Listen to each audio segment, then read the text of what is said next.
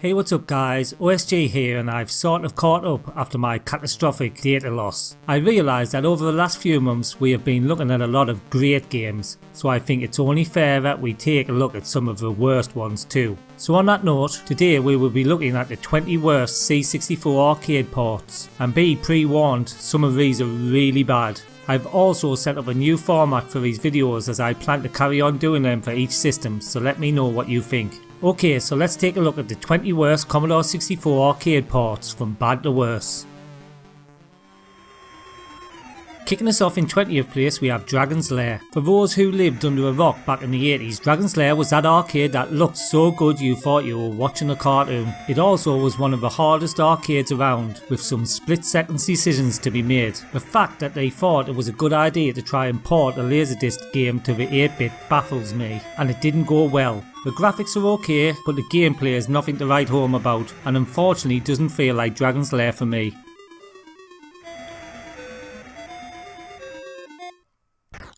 19th place is taken by Eswat. Eswat was a really cool arcade game by Sega. 2-player mode was where it was all at, especially when you powered up. We on the Commodore 64 got a US gold version of the game, and apart from looks it's a total letdown. The jumping move to the next level is a nightmare, the game is tedious and boring, and the bosses are too difficult to kill, and the thing that really annoys me the most is that the crouching position does nothing at all. If they shoot the bullets at you, they hit you, so what's the point in it? BreakThru was in 18th position. Now this is an arcade game that is really special to me. We went to Spain on a holiday in 1988 and this game was in the hotel. Well, needless to say, I came home whiter than when I went, and my mum was out of pocket for how much I spent on this. I immediately went out and got it for the C64 and was somewhat disappointed. Not by the looks, they are spot on, and the level design is almost identical to the arcade. Again, it's a gameplay that lets us down. It's just not fun to play, especially having to hit the spacebar to jump.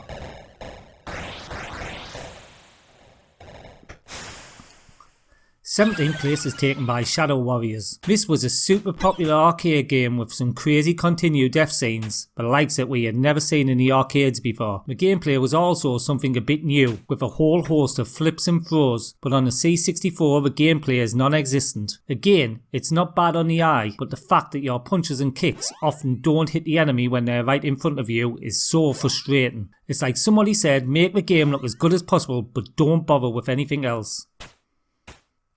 16th place is taken by Super Hang-On. I remember loving the full-size cabinet of this game, and I also remember being so light that I had to have a friend on with me to get the thing around corners. The thing about games so iconic as Super Hang-On is that they need to be executed right. We know that the C64 can get a real sense of speed, but with this game it's like you're moving at a snail's pace all the time, even with boost on. On top of that, look at the graphics. I mean, what the hell were they thinking of? The music is the only saving grace, but it's still not worth firing up to play.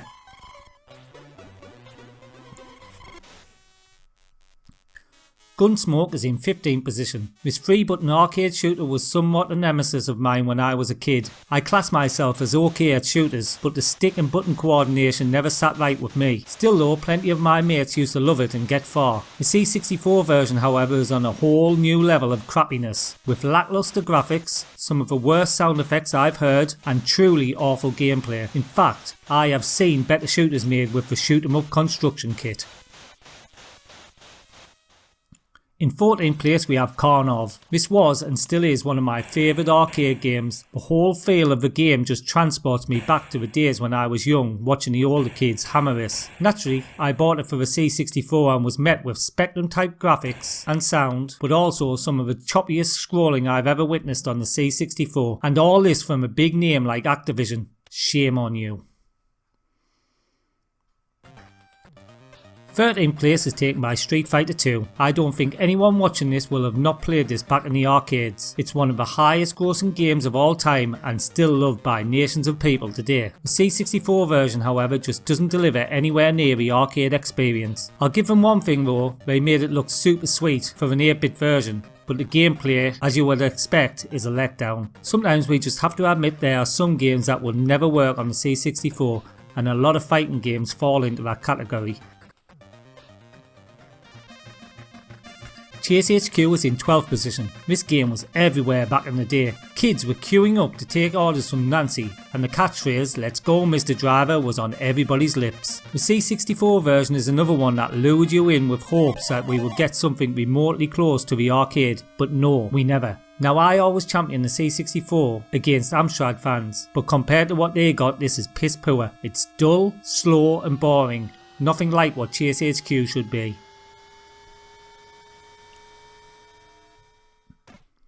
In 11th place we have Double Dragon. I'm sure that most of you will know that this is my favourite video game of all time. The amount of nostalgia that this game brings to me is like no other game, so naturally I went straight out and bought it for the C64. I can actually remember buying the big box, which was beautiful. I spent the whole bus journey home getting excited, even though the graphics looked a bit weird on the back. I loaded up and realised that the graphics were the Amiga and ours were even worse. Also, no in-game music, one of the most important elements of Double Dragon.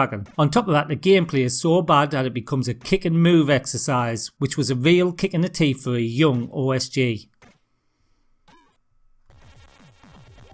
10th place is taken by Street Fighter. Now I'm not the biggest fan of the original Street Fighter on arcade, but I see its importance of how it shaped fighting games going forward. I did however still get the game for the C64, and I have to say it's one of the worst fighting games I've ever played. Nothing about this game is good. It's a total mess graphics wise, and gameplay wise, well, seriously, there is none. Guerrilla War is in 9th position. This was an Ikari Warriors type rotation control game that really gave a great game for its money. 2-player was the best bit, and it was super popular in my local arcade, as I think it was a little bit easier than Ikari Warriors. The C64 game however is anything but easy. The enemies spawn and they're on you in seconds, not giving you time to kill them, which ultimately kills the game.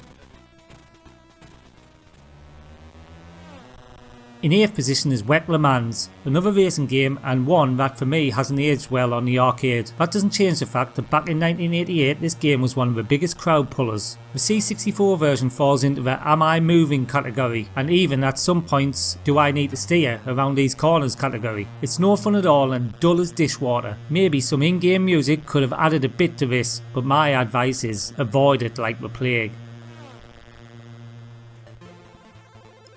7th place is taken by Afterburner. Probably the biggest game on this list as far as fans go. I'm sure that most of us at some points in our lives have played one of the various cabinets this game came enclosed in, the gyroscope one being the Rolls Royce of cabinets as far as I'm concerned. Anyway, it's only natural that a game as big as this should make it to the home ports, and it was released on loads. The C64 UK version was by Activision, and what an absolute disaster it is. All looks and no substance. The game is just a complete bore fest of pressing right and left with no idea as to why. The US version however is very good. Bionic Commando was in 6th position, one of the most innovative arcades of the time. The grapple move was something I had never seen before in the arcades and was a firm favourite in my local youth club. The C64 had 2 versions, the UK one by Go, which thankfully for us it was great, and the US version by the original makers Capcom, which was an absolute abomination. I highly advise my American viewers to go and give Bionic Commando the UK version a go just to see what you missed out on. In 5th place we have CiscoHeat. I never played this in the arcades, but I had heard how bad some of the home ports were. After playing it on arcade, I can see that to be called bad against that, the home port would have to go to another level of crappiness, because let's face it, the arcade ain't the best. Anyway, it didn't disappoint on the crappiness scale. You literally have no control whatsoever as the track snakes all over. It's a truly horrible experience.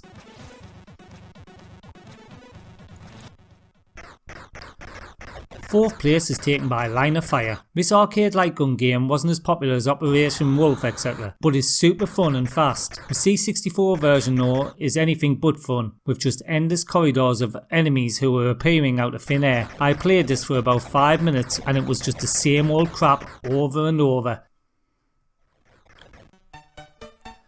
Ikari III The Rescue is in 3rd position, another game that I don't particularly like even on the arcade. The whole aspect just seems wrong and results in the enemies being on top of you in no time, and is a truly frustrating experience, especially if you were expecting an Ikari Warriors type game. The C64 just magnifies the bad points from the arcade, and you find yourself after a few minutes thinking, why did they even bother to make this? But then you remember why. Money, and ripping us off to line the company's pockets.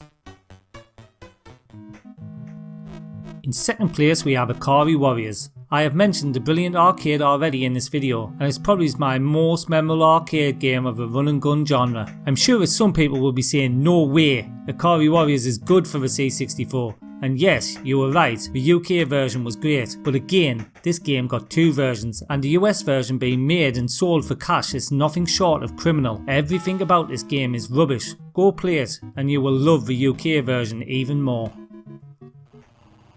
And now, in 1st place, I'm sure you've all been waiting for it, it's Hard Drivin. Hard Drivin in the arcade was the most realistic driving experience to date, with gears, clutch and even a key to start the damn thing. It's little surprise that it completely crashed and burned on the C64. I mean, top marks for trying, as the graphics aren't even that bad for a 3D game, but the speed, I mean, it's like watching a flip boot being flipped really slow. The thing is, if you speed the emulator up to 300% or more, it's pretty playable, but as is complete and utter crap.